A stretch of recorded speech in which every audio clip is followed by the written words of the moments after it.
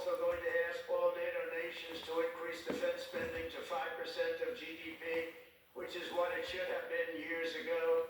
It was only at 2%, and most nations didn't pay until I came along. I insisted that they pay, and they did.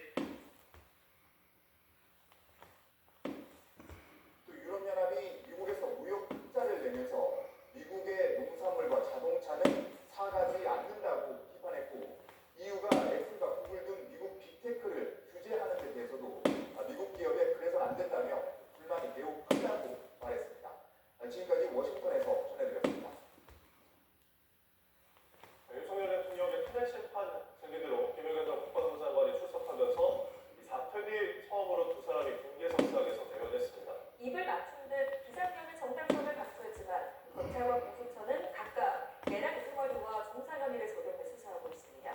송재희 기자입니다.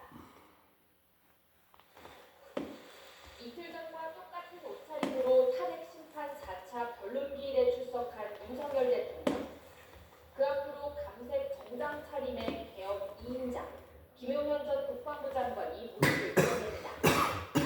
두 사람이 대면하는 건 개혁 탄핵이 응시되는데 피청구인과 증인석에 앉은 두 사람은 눈을 마주치며 부감하진 않았지만 증인신문이 진행된 2시간 동안 사실상 한 목소리를 냈습니다. 윤 대통령 측 증인신문 내내 대부분 내가 했다고 말하며 호위무사를 자처한 김 전 장관. 절제할 수 있는 수단이 없다.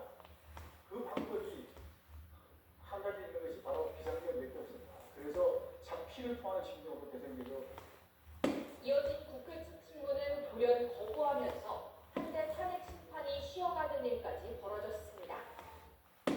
윤 대통령은 즉석에서 김 전 장관을 직접 신문하기도 했고 질의만으로 부족하다는 듯 비상계엄의 불가피성을 직접 피력하기도 했습니다.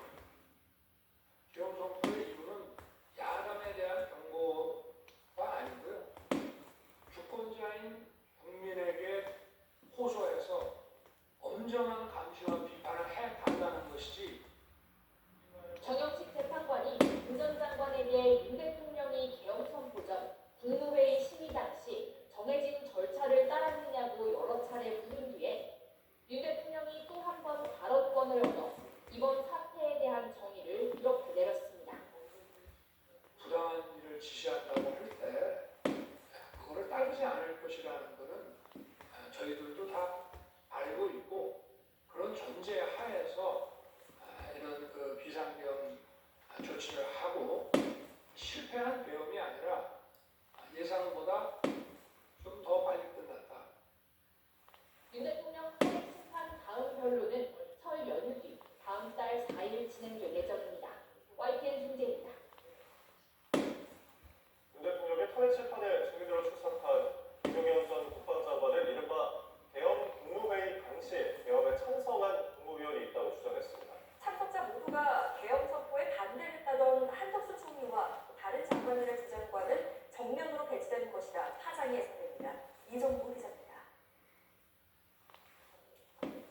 윤석열 대통령의 탄핵 심판 4차 변론기일에 증인으로 나온 김용현 전 국방부 장관은 계엄 선포위에 소집한 국무회의에서 계엄에 찬성한 국무위원이 있다고 밝혔습니다.